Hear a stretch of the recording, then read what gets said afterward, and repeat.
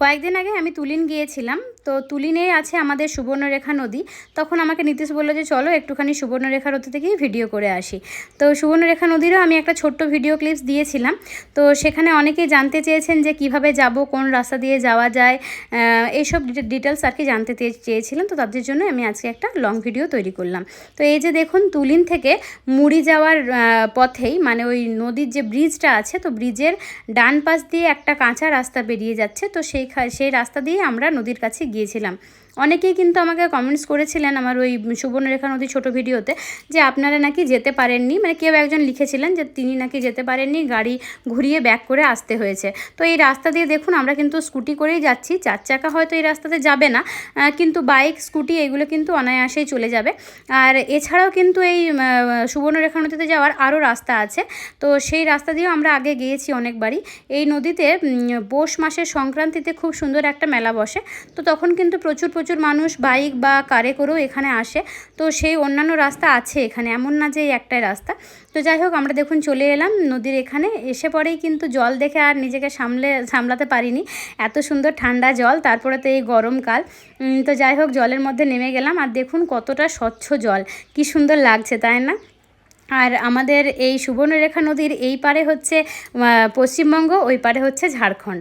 মানে এই নদীর এইখান থেকেই আর কি আমাদের এইখান থেকে মানে পশ্চিমবঙ্গটা আর কি শেষ হয়ে যাচ্ছে, ওই পারে ঝাড়খণ্ড পড়ে যাচ্ছে, তুলিনের এখানেই শেষ।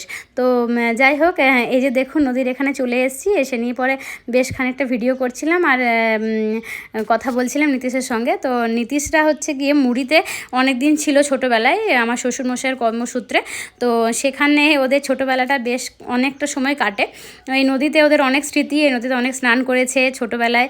তারপরে ওই মুড়ি থেকে তুলিনে আসতো পড়াশোনার জন্য, তো সেইখানে ওরা এই নদী পেরিয়ে আসতো। তো অনেক গল্পই শুনেছি এই নদীর।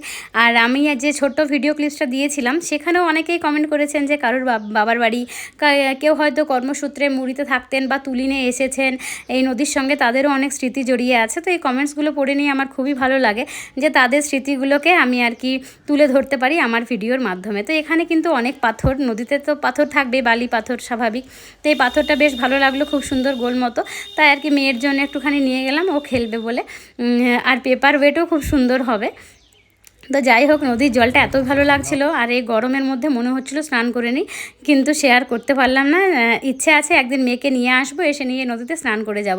অনেকে স্নান করছিল, দেখে নিয়ে খুবই ভালো লাগছিল। তো বেশ কয়েকটা ভিডিও করলাম নদীর ওখানে। তারপরে নদীর ওখান থেকে দেখতে পাচ্ছিলাম দূরে একটা ওই যে আমাদের কৃষ্ণচূড়ার গাছ। তো সেটা দেখে আর লোভ সামলাতে পারলাম না ছবি তোলার জন্য। তাই জন্য দেখুন এই ব্রিজটা পেরিয়ে নিয়ে